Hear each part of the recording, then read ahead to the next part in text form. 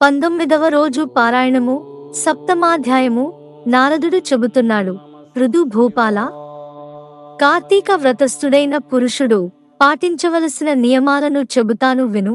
కార్తీక వ్రతస్థులకు నియమములు: ఈ వ్రతస్థుడు మాంసము, తేనె, రేగుపండ్లు, నల్లావాలు, ఉన్మాదకాలను భుజించకూడదు. పరాన్న భుక్తి, పరద్రోహం, దేశాటనలు త్యజించాలి. తీర్థయాత్రలు మాత్రం చేయవచ్చును. దేవ బ్రాహ్మ గురు రాజులను, స్త్రీలను, గోవ్రతస్థులను దూషించకూడదు. అవిసె నూనెను, నువ్వుల నూనెను, విక్రయాన్నమును, నింద్యవ్యంజనే యుక్త భోజనమును, దూషితాహారమును విసర్జించాలి. ప్రాణి సంబంధిత మాంసచూర్ణాలను, ఆమ్ల సంబంధితాలైన నిమ్మకాయలు, కొడ్డల వంటి హీనధాన్యాలను, చద్ది అన్నాన్ని స్వీకరించకూడదు. మేక, గేదె, ఆవు వీటి పాలు తప్ప మరే ఇతర ప్రాణుల ఆమిష సంబంధ క్షీరాలను స్వీకరించకూడదు.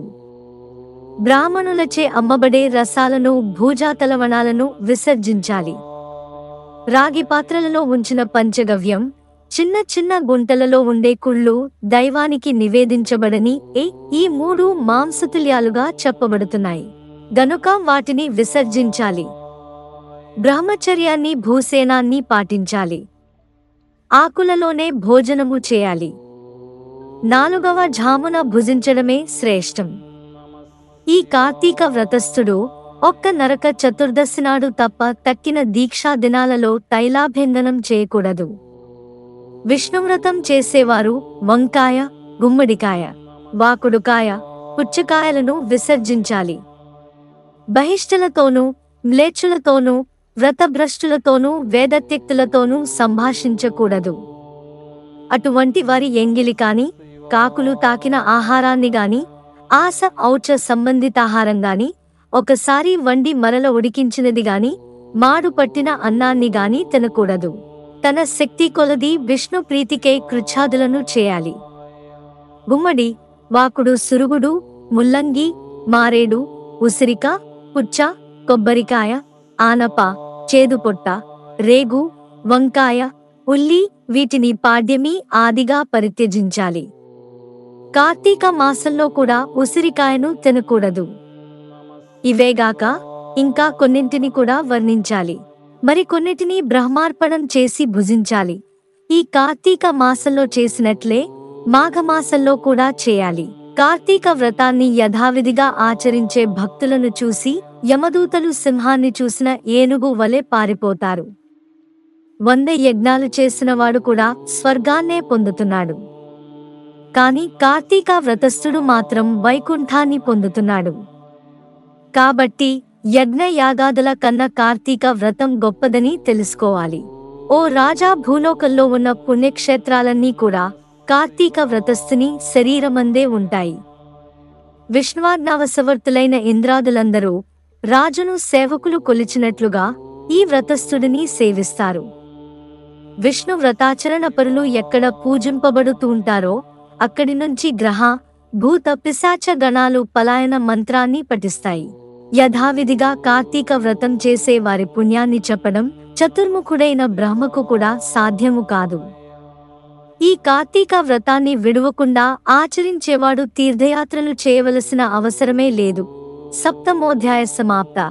7వ అధ్యాయము సమాప్తము. అష్టమాధ్యాయము ప్రజారంజనశీల. పృథునుపాల. ఇక ఈ కార్తీక వ్రతోద్యాపనా విధిని సంగ్రహంగా చెబుతున్నాను విను. ఉద్యాపనా విధి: విష్ణు ప్రీతి కోసము, వ్రత సాఫల్యత కోసము కార్తీక శుద్ధ చతుర్దశి నాడు వ్రతస్థుడు ఉద్యాపనం చేయాలి. తులసిని స్థాపించి దాని చుట్టూ తోరణాలు గలది, 4 ద్వారాలు కలది, పుష్ప వింజామరలచే అలంకరింపబడినది అయిన శుభప్రదమైన మండపాన్ని ఏర్పరచాలి. 4 ద్వారాల వద్ద సుశీల, పుణ్యశీల, జయ, విజయులనే 4 ద్వారపాలకులను మట్టితో ఏర్పరచి వారిని ప్రత్యేకంగా పూజించాలి. తులసి మొదట్లో 4 రంగులు గల ముగ్గులతో సర్వతోభద్రం అనే అలంకారాన్ని చేయాలి. దానిపై పంచరత్న సమన్వితము, నారికేళ సంయుక్తము అయిన కలశమును ప్రతిష్ఠించి శంఖ, చక్రగద, పద్మధారి, పీతాంబరుడు, లక్ష్మీ సమేతుడు అయిన నారాయణుని పూజించాలి. ఇంద్రాది దేవతలను ఆయా మండలాలలో అర్చించాలి. శ్రీ మహావిష్ణువు ద్వాదశి రోజున నిద్రలేచి త్రయోదశి నాడు దేవతలకు దర్శనమిచ్చి చతుర్దశి నాడు పూజనీయుడై ఉంటాడు కనుక మానవుడు ఆ రోజున నిర్మలచిత్తుడై ఉపవాసముండి విష్ణు పూజను విధి విధానంగా ఆచరించాలి.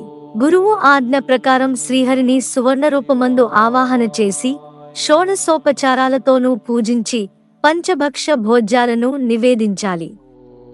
గీతవాద్యాది మంగళధ్వనులతో ఆ రాత్రి నుండి సేవించుచు మరునాడు ప్రాతకాల కృత్యాలు నెరవేర్చుకుని నిత్యక్రియలను ఆచరించాలి. పిదప నిష్కల్మషాంతరంగుడై హోమం చేసి బ్రాహ్మణ సమారాధన చేసి యథాశక్తి దక్షిణలు ఇవ్వాలి. ఈ విధంగా వైకుంఠ చతుర్దశి నాడు ఉపవసించినవాడు, విష్ణుపూజ చేసినవాడు తప్పక వైకుంఠాన్నే పొందుతున్నాడు. ఓ బ్రాహ్మణులారా, మీరు సంతోషించుట చేత నేను విష్ణువనుగ్రహమును పొందదనుగాక. ఈ వ్రతాచరణ వలన గత 7 జన్మలలోని నా పాపములు నశించునుగాక. నా కోరికలు తీరునుగాక. గోత్రవృద్ధి స్థిరమగునుగాక అని బ్రాహ్మణులను క్షమాపణ కోరాలి. వారి చేత తథాస్తు అని దీవింపబడి దేవతోద్వాసనలు చెప్పి బంగారపు కొమ్ములతో అలంకరింపబడిన గోవును గురువు దానమివ్వాలి. అటు తర్వాత సజ్జనులతో కూడిన వాడై భోజనాదులు పూర్తి చేసుకోవాలి. 19వ బహుళ చవితి రోజు పారాయణము సమాప్తము.